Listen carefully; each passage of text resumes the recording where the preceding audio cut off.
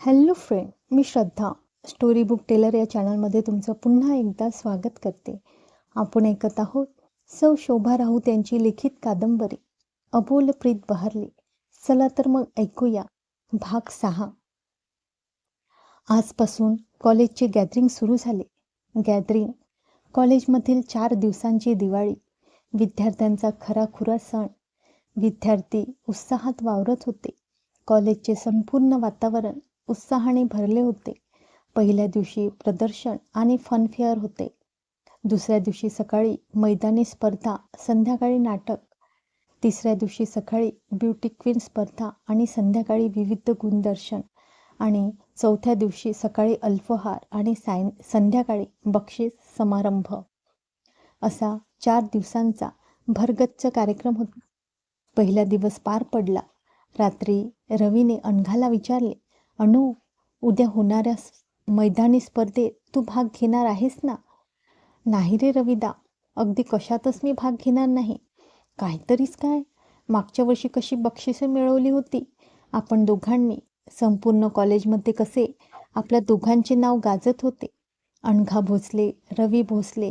तेव्हा तुझे काही चालणार नाही. तू सुद्धा उद्या होणाऱ्या स्पर्धेत भाग घ्यायलाच पाहिजे. अरे पण रविदा, यावर्षी छोट्या बक्षिसांकडे माझे लक्षही गेले नाही. मला पाहिजे फर्स्ट प्राइज. बघू, माझे लक आणि मेहनत दोघांनी साथ दिली तर. अनु, तुझी मेहनत वाया जाणार नाही. मी रोज देवाला प्रार्थना करतो, आमच्या अनुची इच्छा पूर्ण कर. रविदा, तू कोणत्या स्पर्धेत भाग घेणार आहेस? सर्वच. काय? अनघाने आश्चर्याने विचारले. होय अनु, तुझी जिद्द थोडीफार घ्यावी म्हटले. अगं, फक्त स्पर्धेत भाग घेणार असे नाही, तर बक्षीसही मिळवण्याची तयारी केली आहे. वा रविदा, तू पूर्ण तयारीनिशी मैदानात उतरणार आहेस आणि माझी कसलीच तयारी नाही. अनु, अगं तुला तशी तयारीची गरज काय? ज्या स्पर्धेत तुला बक्षिसे मिळतील त्या स्पर्धेत तू भाग घे. बघ, रनिंग तर तुझा हातचा मळ आहे. त्यामध्ये तुझा नंबर निश्चितच. अडथळ्यांची शर्यत टनाटना उड्या मारीत जिंकशील. अगं, ह्या वर्षापासून मुलींचीही स्कूटर ड्रायव्हिंग स्पर्धा आहे. बोटावर मोजण्या एवढ्याच मुली त्यामध्ये भाग घेतील. त्यामध्ये आशा धरायला हरकत नाही. बाकी साध्या स्पर्धेत वाटल्यास भाग घेऊ नकोस. अगं, पहिला नाही आला तर दुसरा नंबर येईल ना. उद्या सकाळी मैदान गाजायला पाहिजे, अनघा भोसले आणि रवी भोसले यांच्या नावाने. ठीक आहे रविदा, तुझी इच्छा आहे तर मी घेते भाग. तिच्या आश्वासनामुळे रवीचा आनंद द्विगुणित झाला. अनघापेक्षा त्यालाच खात्री होती, विश्वास होता, आपली अनु मैदान गाजवणार. सकाळी रवीच्या आधी अनघा उठली. रात्रभर तिला नीट झोप लागली नव्हती. अधूनमधून तिला स्वप्न पडत होती स्पर्धेची. काल आपण रविदाला प्रॉमिस केले आहे हे आठवून तिने पूर्वतयारी म्हणून थोड्या एक्सरसाइज केल्या. आंघोळ वगैरे आवरून ती तयार झाली. रवीही तयार झाला. दोघेही बाहेर पडले. रवीने मुद्दाम अनघाला स्कूटर चालवण्यास सांगितले आणि तिचे स्कूटर ड्रायव्हिंग पाहून रवीने मनात खुणगाठ बांधली, अनघाचा पहिला नंबर येणारच म्हणून. मैदान अगदी खचून भरलेले होते. विद्यार्थ्यांचा उत्साह दुथडी भरून वाहत होता. आता खऱ्या अर्थाने स्पर्धांना सुरुवात होणार होती. पहिली स्पर्धा मुलींच्या रनिंगची होती. 13 मुलींनी स्पर्धेत भाग घेतला होता. त्यातील सर्वच मुली स्पोर्टमधीलच होत्या. कोणी हॉकीतील, कोणी क्रिकेटमधील, हँडबॉल, खो खो टीममधील. यामुळे प्रत्येकीला स्वतःबद्दल आत्मविश्वास होता. शिट्टी झाली आणि सर्व मुलींनी धावायला सुरुवात केली. प्रथमपासूनच शैला चोपडे आघाडीवर होती. त्यामागे स्मिता प्रधान आणि तिसऱ्या नंबरवर अनघा धावत होती. फिनिशिंग स्पॉट अगदी जवळ आला होता. शैलाची धावण्याची गती कमी कमी होत होती. तिचा स्टॅमिना कमी झाला. स्टार्टलाच तिने भरधाव दौड केली होती आणि अनघाने उचल खाल्ली. आपला धावण्याचा वेग तिने एकदम वाढवला. बघता बघता तिने स्मिताला मागे टाकले. आता खरी स्पर्धा शैला चोपडिया आणि अनघा यांच्यात होती. अनघाचा वेग पाहता पाहता वाढला आणि तिने शैलाला गाठले. समस्त विद्यार्थी ओरडून टाळ्या वाजवून दोघींनाही प्रोत्साहन देत होते. अनघाने शैलाला मागे टाकले आणि शेवटी स्पर्धा जिंकली. सर्वत्र टाळ्यांचा कडकडाट होत होता. अनघाचा पहिला नंबर आलेला पाहताच रवीला एवढा आनंद झाला की रवीने त्या आनंदात किरणचा हात एवढा जोराने दाबला की किरण अक्षरशः विव्हळला. अडथळ्यांच्या शर्यतीत अनघाचा दुसरा नंबर आला. स्कूटरच्या स्पर्धेवेळी तर अनघाने स्कूटर अशी पळवली की सारे विद्यार्थी पाहतच राहिले. त्यात रवीने भविष्य वर्तवल्याप्रमाणे अनघाचा पहिला नंबर आला. 3 बक्षिसे अनघाच्या नावावर आली. रवीने बोलल्याप्रमाणे स्पर्धात पहिला, एकीत दुसरा आणि उंच उडीत तिसरा नंबर मिळवला. रवीचे स्वप्न साकारले होते. मैदानावर ज्याच्या त्याच्या तोंडी रवी भोसले अनघा भोसलेचेच नाव होते. घरी आले तेव्हा दोघेही अतिशय थकून गेले होते. जेवून त्यांनी झोप घेण्याचे ठरवले. आईला अगदी 10-10 वेळा दोघांनी बजावले होते. 4 वाजता उठण्याचे लक्षात ठेव, नाहीतर नाटकाचे मध्यंतर आणि आमचा तिथे प्रवेश एकाच वेळी व्हायचा. सुमतीबाई आणि नाना मुलांचे आजचे यश पाहून आनंदले होते, भारावले होते. त्यांचा ऊर अभिमानाने भरून आला होता. सुमतीबाई मोठ्या कौतुकाने म्हणाल्या, देवाने 2च मुले दिली आहेत, पण 1000ला भारी दिलीत. त्यांना दुजोरा देत नाना म्हणाले, अशी मुले व्हायला खरोखरी भाग्य लागतं. नानांच्या बोलण्यात मुलांबद्दल रास्त अभिमान होता. अनघाला झोप येत नव्हती. आज सकाळी तिने अभिजितला पाहिले नव्हते. आज आपण एवढे मैदान मारले आणि ते पाहायला नव्हतेच तर. रविदाने स्पर्धेत भाग घेण्याची गळ घातली तेव्हा मनात आले, आपले गुण दाखवून द्यायला चांगली संधी आली आहे. आज संध्याकाळी नाटक होते. चुकलेल्या वाटा. अनघाला कधी एकदा नाटक सुरू होते असे झाले होते. 4 वाजले. अनघा, रवी दोघांनाही आईने उठवले.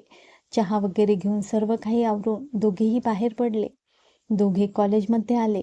नाटकाच्या हॉलकडे जाताना रवी म्हणाला, अनु, नाटक संपल्यावर हॉलच्या पाठीमागच्या रूममध्ये ये. मी तिथेच असेल. आणि तो मुलांच्या बाजूकडील दरवाजाकडे वळला. अनघाने आपला पास दाखवून आत प्रवेश केला. हॉल अगदी खचाखच भरला होता. अनघाच्या मैत्रिणींनी तिच्यासाठी जागा धरून ठेवली. हॉलमध्ये अगदी गलबलाट चालला होता. अगदी भाजी मंडईचे रूप आले होते. पहिली बेल झाली. सर्वांना शांत बसण्याचे आवाहन करण्यात आले. दुसरी बेल झाली आणि सर्वांचे लक्ष पडद्याकडे लागले. पडद्यातून नाटकासंबंधी अनाउन्समेंट सुरू झाली. प्र. ना. जोशी लिखित चुकलेल्या वाटा. स्वतः जोशी सर बोलत होते. पात्र परिचय. दीपाच्या भूमिकेत प्राध्यापक मिस उज्ज्वला खोपकर. अनघाच्या मनात आले, ही बया मध्येच उपडली नसती तर आज तेथे माझे नाव असते. ती पुढे ऐकू लागली. प्रत्येक पात्राचा परिचय देण्यात येत होता आणि सर्वात शेवटी जोशी सर त्यांच्या पहाडी आवाजात म्हणाले, आणि अभयच्या जबरदस्त भूमिकेत प्राध्यापक अभिजित देशमुख. आणि त्याचबरोबर टाळ्यांनी हॉल भरून गेला. आता मात्र संबंध हॉलमध्ये शांतता झाली होती. पडदा दूर गेला. हातातील घड्याळ पाहत बिंदूने स्टेजवर प्रवेश केला. इकडे तिकडे पाहत ती क्षणाक्षणाला घड्याळ पाहत होती. या अभयचे काही खरे नाही. 5 वाजता येतो म्हणाला की 7 वाजताच उगवणार. किती वाट पाहावी माणसांनी. असे पुटपुटत ती आत गेली आणि दुसऱ्या बाजूने अभिजितने प्रवेश केला. प्रवेशाला समस्त विद्यार्थ्यांनी टाळ्या वाजवून त्याचे स्वागत केले. अरे बापरे, बराच उशीर झाला मला. 6 वाजले. आता दीपा माझी 12 वाजवणार. हातातील घड्याळाचे काटे मागे फिरून अभिजित शिळ वाजवीत मजेत उभा राहिला. नाटक व्यवस्थित सुरू झाले. बिंदूचा अभिनय ती म्हणाली होती तसा काही खास वाटत नव्हता. दोघांच्या प्रेमाचे संवाद म्हणताना मात्र तिचा आवाज कमालीचा हळूवार, लाडिक होत होता. अधूनमधून तिला प्रॉम्प्टिंग दिले जात होते. अभिजितच्या तोडीला तिचा अभिनय नक्कीच फिका पडत होता. नाटक आपली वळणे घेत वाट बदलत पुढे जात होता. अभयच्या जीवनात दुसरी स्त्री आली, वैशाली. खरेच लीनाचे काम छान होते. आपल्या छोट्याशा भूमिकेत ती बिंदूला वरचढ झाली होती. लीनाने ज्या संवादाची गंमत सांगितली तो प्रसंग आला. बिंदू अभयला आपले प्रेम सांगत होती. त्याच्या चुकलेल्या वाटेवरून त्याला परावृत्त करीत होती. बिंदूने ती वाक्य म्हणण्यास सुरुवात केली आणि ती गंमत आठवून की काय रोहिणीला हसू आले आणि ते ऐकून अनघाचा ग्रुप एकदम हसला. तो दुसऱ्या बाजूने हसण्याचा आवाज आला. बहुतेक त्या मुलींनाही ती गोष्ट कोणाकडून तरी समजली असणार. गंभीर प्रसंग सुरू होता. संबंध हॉल शांत होता. त्यामुळे या 8-10 मुलींचे हास्य एकदम मोठे वाटले. बिंदू गडबडली. बोलण्यात आपली काहीतरी चूक झाली असणार असे समजून तिने एवढा चांगला संवाद एकदम गुळमुळीत म्हणून दाखवला, जणू ती वर्गामध्ये उभी राहून विद्यार्थ्यांना पुस्तकातील काही वाचून दाखवत होती. आणि त्यानंतर तिचे काम पडलेच. वास्तविक मुलींचे हास्य क्षणभर टिकले होते. अनघा मनात म्हणाली, एवढ्या तेवढ्या कारणावरून आपले काम टाकून देणारी ही कसली अभिनेत्री. म्हणे, मी सुद्धा बरीच बक्षिसे मिळवली आहेत हां. अभिजितचे काम खरोखरी खूप छान होत होते. त्याच्या चेहऱ्यावरील हावभाव, आवाजातील चढ उतार, नजरेतील प्रसन्नता, व्याकुळता प्रसंगानुरूप व्यवस्थित होत होते. वैशाली, मला माफ कर. आतापर्यंत मी तुला थोडे अंधारात ठेवले होते, पण खरे सांगतो, त्यामध्ये माझा निव्वळ स्वार्थ नव्हता ग. मला तुला फसवायचे नाही. वैशाली, मी तुझा अपराधी आहे. वाटेल ती सजा दे. मला ती मंजूर आहे. मला एक चुकलेला वाटसरू समज. ज्या गावाला जायचे नाही त्या गावाला, त्या मुक्कामाला मी जाऊन पोचलोय. पण वैशू, आता मला माघारी फिरायचे आहे. मला जावेच लागणार ग. वैशाली, मोठ्या मनाने मला माफ कर आणि माझी वाट मोकळी कर. तुझे प्रेम परत घेऊन. नाहीतर मी तुमच्या दोघींच्या प्रेमाच्या ओढाताणीमध्ये वेडा होईल, पूर्ण वेडा. वैशू प्लीज. त्यावेळची त्याची ॲक्टिंग आणि संवाद हृदयाला जाऊन भिडत होते. परिस्थितीच्या विचित्र जंजाळात अडकून तो वाट चुकला होता. 2 तरुणीवर प्रेम करणाऱ्या या प्रेमवीराने सगळ्यांच्या हृदयात जागा मिळवली. त्याने सर्वांची सहानुभूती मिळवली होती. शेवटी तो परिस्थितीला सामोरा गेला आणि चुकलेल्या वाटेवरून परत फिरला होता. नाटक संपले. सर्वांच्या तोंडी अभिजितचे नाव होते. अनघालाही त्याचे काम आवडले होते. मनाशी तिने ते कबूल केले होते. शीला म्हणत होती, किती सुंदर काम केले नाही देशमुख सरांनी. अगदी जिवंत अभय डोळ्यासमोर उभा केला आपल्या अभिनय सामर्थ्याने. नाहीतर ती बिंदू, छट, त्यापेक्षा आपल्या लीनाचे काम कसे मस्त झाले आहे. गर्दीतून वाट काढीत अनघा कशीबशी हॉलच्या मागील रूमपर्यंत आली. पण तेथेही गर्दी.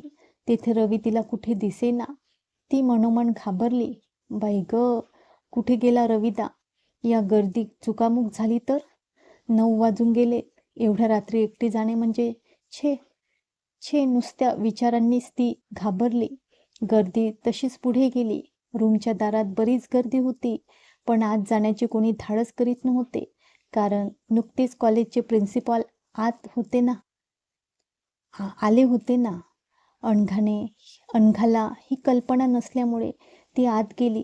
प्रथमच तिची नजर पडली ती रवीवर. रवीला पाहून तिच्या मनातील भीती दूर झाली. तोच तिची नजर पलीकडे गेले. कॉलेजचे प्रिन्सिपॉल अभिजितचा हात हातात घेऊन त्याचे अभिनंदन करीत होता. प्रिन्सिपॉल निघून गेले. रवी पुढे गेला. सर, तुमचे काम एकदम टॉप झाले. एकदम मस्त. अभिनंदन. थँक्यू रवी. अभिजित आणि पुढे काहीतरी बोलणार होता, पण एवढ्यात त्याचे लक्ष अनघाकडे गेले. अनघाला काही सुचेना. पुढे होऊन अभिनंदन करावे की नकोच. तोच तिला आठवले. क्रिकेटची मॅच आपण जिंकली त्यावेळी त्यानेच तर आपल्याला गर्दीतून बाहेर काढले होते आणि चक्क आपले अभिनंदन केले होते. मग आपण का आपला स्वभाव कोता करावा. त्याने ज्या शब्दात आपले अभिनंदन केले त्याच शब्दात आपण याचे अभिनंदन करावे. शब्दांची परतफेड. मंद हसत अनघा पुढे झाली. आज तुम्ही फार उत्कृष्ट काम केले. आवडले मला. ह्या कॉलेजची विद्यार्थिनी या नात्याने मी तुमचे अभिनंदन करते. अनघाचे हे गोड बोलणे, हसणे पाहून अभिजित मनातच 4 फूट उडाला. अरे, या लवंगी मिरचीला एवढे गोडही बोलता येते तर. अभिजित तिच्या अभिनंदनाचा स्वीकार करीत हसून म्हणाला, तुमच्याकडून अभिनंदन हे मी माझे भाग्य समजतो. Thank you very much. रवीने अभिजितचा निरोप घेतला. पुन्हा गर्दीतून वाट काढीत अनघा आणि रवी स्कूटरपर्यंत पोहोचले. रवी आणि अनघा घरी आली. नेहमीप्रमाणे त्यांची हास्यविनोदात जेवणे झाली. रवी आणि अनघा गप्पा मारत बसले. रवीने मध्येच तिला विचारले, अनु, उद्याच्या स्पर्धेची तुझी तयारी पूर्ण झाली आहे ना? फुलांच्या गजऱ्यांची चिंता करू नकोस. कॉलेजला जाताना गजरे अगदी तयार असतील. मी रमेशकडे गजऱ्यांसाठी ऑर्डर दिली आहे. मग झाले तर. बाकी तयारी एकदम ओके. अरे, बॅगसुद्धा भरून ठेवली आहे. एवढेच नव्हे तर आईला सुद्धा बजावले आहे, उद्या लवकर उठो. अनु, अगं परवा देशमुख सरांचे आणि माझे बोलणे झाले उद्याच्या ब्युटी क्वीन स्पर्धेबद्दल. पण त्यांचे या स्पर्धेला अनुकूल मत नाही. का रे रविदा? त्यांना या स्पर्धेत भाग घेता येत नाही म्हणून? अणगाने हसून विचारले. वेडीच आहे अनु तू. सहज विषय निघाला होता तेव्हा ते म्हणाले, स्त्रियांना भारी हौस असते स्वतःच्या सौंदर्याचे प्रदर्शन करायची.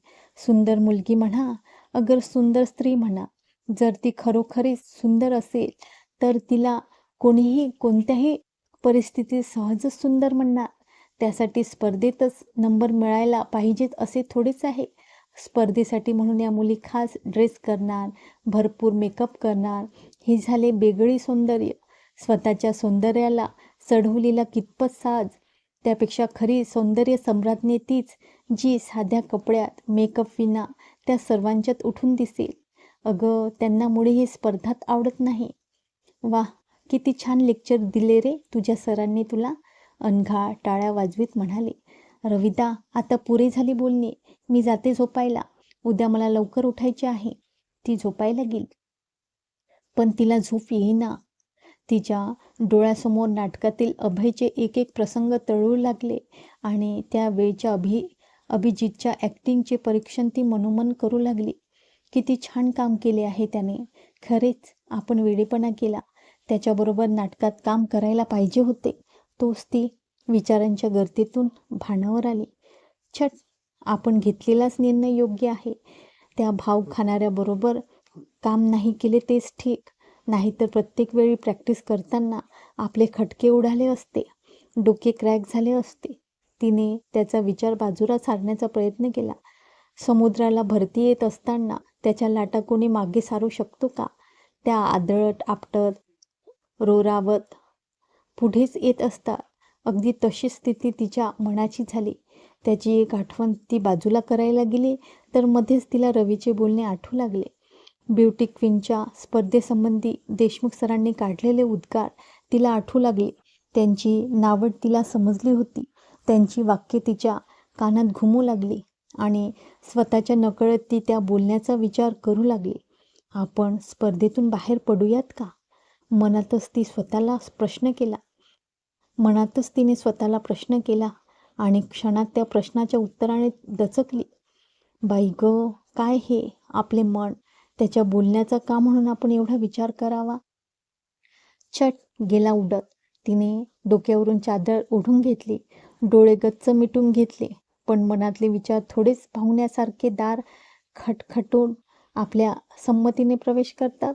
खरेच हे मन आणि त्याचे हे विचित्र विचार, याला पायबंद घालायला काही साधन आहे का? अणघा वैतागली. तिने चादर काढून टाकली. तिला काय होत होते हे तिला समजेना. त्याचे विचार दूर होईनातच. नको त्यावेळी तेच विचार पुन्हा पुन्हा का येतात? तिने ट्रान्झिस्टर लावला. निदान गाणे ऐकून मन शांत होईल. पहिलेच गाणे नुकतेच सुरू झाले होते. ओ पास रहे या दूर रहे, नजरों में समाये रहते हैं, इतना तो बता दे कोई हमें, क्या प्यार इसी को कहते हैं. रेडिओवरील हे गाणे ऐकताच तिच्या तोंडून उद्गार बाहेर पडला. ओ गॉड. आणि नंतर तिच्या वेड्या मनाने तिची त्या क्षणाची स्थिती आणि गाण्याचा अर्थ लावला. क्या प्यार इसी को कहते हैं. ती एकदम लाजली. छे, काहीतरीच. मला आता त्याची जरूर आठवण येते आहे, हे मी कबूल करते. पण ह्याचा अर्थ मी त्याच्यावर प्रेम करते. ती स्वतःशीच हसली. हे कधीतरी शक्य आहे का? त्याच्याबद्दल आणि तेही प्रेम. खरंच शक्य नाही ते. मला त्याचा खरोखरी खूप राग येतो. नेहमी पाहावे सदा न कदा आपल्याच रुबाबात. मध्येच कधीतरी तो पटकन आवडून जातो, क्षणभरच. इश्श, काहीतरीच हे आपले. एवढ्या परस्पर विरोधी भावना. ती स्वतःच्या विचारात गुंग झाली. तो माझा एवढा तिरस्कार करीत असताना मी त्याच्यावर प्रेम करीन? ही माझी आहे. मी माझी आहे. मन माझे आहे. हे हृदय माझे आहे. तो कधीतरी मला आवडत असला तरी माझ्या मनाविरुद्ध मी त्याला हृदयात कशी जागा देणार? तिने मनाची समजूत घातली. शेवटचे गाणे लागले होते. दिल अपना और प्रीत पराई, किसने है ये रीत बनाई. दिल अपना. तिने रेडिओ चटकन बंद केला. गाण्यामुळे आपले भरकटलेले मन स्थिर होईल, शांत होईल म्हणून तिने रेडिओ लावला होता. पण प्रत्यक्षात उलटेच झाले होते. मनातील काहुराचे चक्रीवादळात रूपांतर झाले होते. अनु उठ, बघ किती उशीर झाला आहे. आज तुला लवकर जायचे आहे ना कॉलेजमध्ये? आईच्या आवाजाने अनघाला जाग आली. तिला आठवले, आज आपली ब्युटी क्वीन स्पर्धा आहे नाही का? हं, आणि संध्याकाळी विविध गुणदर्शन कार्यक्रमात नृत्य. तिला उठवेना. अगदी निरुत्साही वाटत होते. रात्रीच्या जागरणाचा त्रास असावा. रात्रीच्या प्रश्नाचे उत्तर तर ठरविलेच नाही आपण. स्पर्धेत भाग घ्यावा की नाही? अनु, अगं अजून लोळते आहेस. उठ पाहू. आता मात्र अनघा उठली. स्वतःशीच हसत मनाशी एक निश्चय केला तिने. मिस्टर यू चे आव्हान स्वीकारायचे. गंमत म्हणजे तिचा निर्णय पक्का झाल्यानंतर तिला एक आगळाच उत्साह आला. अनघा आपले सर्व काही आवरून बाहेर आले. आई, नाना, रवी सारेच तिच्याकडे आश्चर्याने पाहत राहिले. कधी नव्हे ती तिने साडी नेसली होती. अगदी सफेद साडी, लाल मोठ्या गुलाबाची स्कर्ट बॉर्डर असलेली, लाल आणि पांढऱ्या बांगड्या, लाल ब्लाऊज, लाल टिकली, आपल्या मूळच्या लांब सडक केसांची एक सैलसर वेणी आणि तीमध्ये एक टपोरा लाल गुलाब. बस, बाकी कुठल्याही प्रकारचा मेकअप नाही. फार गोड दिसत होती अनघा. सुमतीबाई पुढे होत कौतुकाने तिला म्हणाल्या, भारी सुरेख दिसते या साडीमध्ये तू. अनघा संकोचत म्हणाली, चल आई, तुझे आपले काहीतरीच. रविता, 8:45 झाले, निघूया ना आपण? दोघे घराबाहेर पडले. जाता जाता गजरे घेतले होते. शकुंतलाच्या ड्रेससाठी तिला भरपूर गजरे लागणार होते ना. अनु, आपल्याला यायला उशीर झाला आहे. तुझ्या मैत्रिणी हॉलमध्ये गेल्या असतील तुझी वाट पाहून. आता तुला मदत कोण करणार ग? रवीने काळजीने विचारले. रविदा, तू काही काळजी करू नकोस. मी 10 मिनिटात तयार होते. जा तू. अनघा हॉलच्या मागील रूममध्ये आली. स्पर्धेत भाग घेतलेल्या मुलींची पूर्ण तयारी झाली होती. प्रत्येकीचा वेश वेगवेगळा होता. कोणी पंजाबी, कोणी गुजराती, एक शुद्ध मराठमोळे, एक अगदी मॉडर्न. बऱ्याच प्रकारचे ड्रेस केले होते मुलींनी. त्यामध्ये रेखा मेहता वेगळी वाटत होती. तिने काश्मीरी ड्रेस केला होता. कमीज, कुर्ता, डोक्याला रुमाल, गळ्यात चांदीचे वेगवेगळ्या डिझाईनचे हार, हातात मोठ्या जाडजूड बांगड्या, कानात लोंबते मोठे डूल. अनघाला पाहताच रेवा म्हणाली, अय्या अनघा, तू केव्हा तयार होणार? आताच मॅडम सांगून गेले आहे, सर्वांनी तयारीत राहा, परीक्षक आलेले आहे. आम्ही तुझा फर्स्ट नंबर गृहीतच धरलेला आहे. आता आमच्यात फक्त दुसऱ्या नंबरासाठी चढाओढ होणार आहे. रेवा, माझा नंबर मुळीच गृहीत धरू नकोस, कारण मी स्पर्धेत उतरणार नाही. हे काय बोलते आहेस तू? रेवा आश्चर्याने म्हणाली. अनघाने फक्त हसून होकार दिला. पंडित मॅडम आत आल्या. मुलींनो, झाली ना सर्वांची तयारी? तोच त्याचे लक्ष अनघाकडे गेले. काय ग, अजून तू या सिंपल साडीमध्ये कशी? मॅडम, मी स्पर्धेमध्ये उतरणार नाही. प्लीज माझे नाव रद्द करा. छे, काहीतरीच. अगं, तुला भीती वाटते आहे का की यावर्षी तुझा नंबर दुसरीच कोणी घेईल? तसे काहीही होणार नाही. माझी खात्री आहे स्पर्धा तूच जिंकणार म्हणून. नाही मॅडम, तसे काही नाही. स्पर्धेत उतरण्याची माझी इच्छाच नाही. तेव्हा प्लीज. तिला समजावीत मॅडम म्हणाल्या, अगं, तुझ्यासारखं अद्वितीय सौंदर्य आपल्या कॉलेजमध्ये आहे हे निमंत्रित परीक्षकांना समजू दे. तुला मी सर्वात शेवटी बोलावते स्टेजवर, म्हणजे तुला तयारीला वेळ मिळेल. अनघा काकुळतीला येऊन म्हणाली, सॉरी मॅडम, प्लीज तेवढे माझे नाव रद्द करा. मॅडमने काही वेळ विचार केला आणि त्या अनघाला म्हणाल्या, हे बघ अनघा, एका अटीवर मी तुझे नाव रद्द करते. माझ्याऐवजी तुला शेवटचे आभाराचे भाषण करावे लागेल. मला कसे जमेल ते? अनघा गोंधळत म्हणाली. तुला सर्व काही जमेल, मला खात्री आहे. ही घे परीक्षकांच्या नावाची यादी. एक कागद तिच्याकडे मॅडमने दिला. अनघाला होकार देण्याशिवाय पर्यायच उरला नव्हता. स्पर्धा सुरू झाली. एका पाठोपाठ एक स्पर्धक आपली हजेरी स्टेजवर लावून जात होते. शीला म्हणाली, आपली अनघा कशी येणार, कधी येणार, एवढ्या मागे कशी कोण जाणे, तोच तर विचार मी मघापासून करते आहे, क्लेरा म्हणाली. क्लेराप्रमाणे सर्व विद्यार्थी अनघा भोसलेच्या प्रवेशाची वाट पाहत होते. अभिजितला रवीकडून अनघाने स्पर्धेत भाग घेतला आहे हे समजले होते. त्यामुळे तो सुद्धा तिच्या स्टेजवरील आगमनाची वाट पाहत होता. हिशोब करीत होता. आतापर्यंत स्टेजवर येऊन गेलेल्या मुलींमध्ये तिचाच नंबर निश्चित लागेल. पंडित मॅडम बोलू लागल्या, सर्व विद्यार्थ्यांनी 5 मिनिटे शांतता राखावी, तोपर्यंत परीक्षक आपला निकाल देतील. म्हणजे स्पर्धा संपली? रोहिणी आश्चर्याने म्हणाली. अय्या, आपली अनघा कुठे आहे? तसेच इतर विद्यार्थीही आपापसात तीच चर्चा करीत होते. न राहून क्लेराने धारिष्ट्याने पंडित मॅडमना विचारले, मॅडम, अनघा भोसले कुठे आहे? त्यानंतर अनघाच्या नावाचा एकच गलबला सुरू झाला. सांगायचे राहून गेले. अनघा भोसलेने आयत्या वेळी स्पर्धेतून नाव काढून घेतले. पंडित मॅडमने सांगून टाकले. अय्या, असे कसे झाले? अगं, तिला वेळ तर लागले नाही ना? आता संध्याकाळी होणाऱ्या विविध गुणदर्शन कार्यक्रमात तरी भाग घेते की नाही, कोण जाणे. तिच्या मैत्रिणीची उलटसुलट चर्चा सुरू झाली. रवीसुद्धा चक्रावला. परीक्षकांनी आपला निकाल जाहीर केला. रेवा मेहता पहिली, अश्विनी तपकिरी दुसरी आणि तिसरा नंबर सुलेखा पोद्दार तिघीही स्टेजवर येऊन उभ्या राहिल्या. सर्वांनी टाळ्या वाजून त्यांचे अभिनंदन केले. त्यानंतर दोघी आत गेल्या, पण रेवा मेहता स्टेजवर उभी होती. तिने सर्वांना नमस्कार केला. मला पहिला नंबर दिल्याबद्दल मी परीक्षकांचे आभार मानते. त्याप्रमाणे लागोपाठ 2 वर्ष हा किताब मिळवणारी अनघा स्पर्धेत उतरली नाही, म्हणून केवळ माझा पहिला नंबर आला आहे. तेव्हा मला तिचेही आभार मानायला पाहिजेत. सर्वांनी टाळ्या वाजून तिच्या बोलण्याला पसंतीची पावती दिली. अभिजित अनघाच्या विचारात होता आणि अचानक हॉलमध्ये टाळ्यांचा कडकडाट झाला. अभिजितने चमकून स्टेजकडे पाहिले आणि तो सुद्धा टाळ्या वाजवणाऱ्यांच्या सामील झाला. समोर स्टेजवर अनघा उभी होती. स्टेजच्या मधोमध साध्या कपड्यात, तरीही ती खूप सुंदर दिसत होती. परीक्षकही आपापसात बोलून गेले, वाह, हे खरे सौंदर्य. अनघाने संबंध हॉलवरून नजर फिरवली. एक हात उंचावून ती सर्वांना शांत राहण्याची विनंती करीत होती. हळूहळू टाळ्यांचा आवाज कमी झाला आणि अनघाने बोलायला सुरुवात केली. पंडित मॅडमने मला हे आभाराचे काम करायला सांगितले आहे.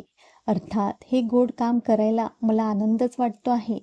माननीय परीक्षक, प्रिन्सिपॉल, स्टाफ वर्ग आणि माझ्या समस्त मित्रमैत्रिणींचे आभार मानायला मी इथे उभी आहे. त्यानंतर अनघाने एकेका परीक्षकाचे नाव घेऊन त्यांचे आभार मानले आणि फुलाची पाकळी म्हणून पुष्पगुच्छ आणि श्रीफळ दिले. कार्यक्रम संपेपर्यंत कार्यक्रमाला शांत राहून उत्तम साथ दिल्याबद्दल विद्यार्थ्यांचे आभार मानले आणि शेवटी ती म्हणाली, आता एक छोटासा मुद्दा मी माझ्यासाठी बोलणार आहे. मघाशी रेवाने माझ्या नावाचा उल्लेख केला. वास्तविक मी स्पर्धेतून बाहेर पडल्यानंतर तिने माझे आभार मानायचे काहीच प्रयोजन नव्हते. ती सुंदर, तशीच खिलाडी वृत्तीची आहे. उगीच का तिला परीक्षकांनी नंबर दिला? ओठावर गोल्डस्मिथ आणून ती पुढे म्हणाली, आता तुम्हा सर्वांना उठण्यास काही हरकत नाही. कार्यक्रम संपल्याची मी घोषणा करीत आहे. नमस्ते. तिने सर्वांना हात जोडले. तोच कोठून तरी अनघा भोसले जिंदाबादची घोषणा ऐकू आली. स्पर्धेत भाग न घेताही अनघाने स्पर्धा जिंकली होती. अनघाने अपेक्षा केल्याप्रमाणे तिच्या सर्व मैत्रिणी तिची बाहेर वाट पाहत होत्या. अनघा येताच त्यांनी तिच्यावर प्रश्नांचा भडीमार सुरू केला. अनघा चुपचाप ऐकत राहिली. तिच्या मैत्रिणी तिला सारख्या प्रश्न करीत होत्या. अनघा, तू का माघार घेतलीस? या प्रश्नाला ती काय उत्तर देणार होती? खाली मान घालून ती मैत्रिणीची बोलणी ऐकत होती, पण त्याचे तिला बिलकुल वाईट वाटत नव्हते. तिचे मन आनंदाने पूर्ण भरले होते. शेवटी शीला तिला म्हणाली, अनघा, संध्याकाळी तरी तू तुझा ठरलेला कार्यक्रम करणार आहेस का? आता मात्र अनघा हसून म्हणाली, हो, तुम्ही लवकर येऊन छानशी जागा पकडा, म्हणजे तुम्हाला माझे नृत्य छान दिसेल. अनघाला शोधित रवी तेथे आला. त्यानेही नाराजीनेच तोच प्रश्न केला. अनघाने त्या प्रश्नाला उत्तर देण्याऐवजी ती म्हणाली, रविदा, तू स्कूटर घेऊन ये, मी थांबते तुझी इथे वाट पाहत. चला तर मित्रांनो, आता इथेच भेटूया. चला तर मित्रांनो, आता इथेच थांबूया. भेटूया उद्याच्या भागात. तोपर्यंत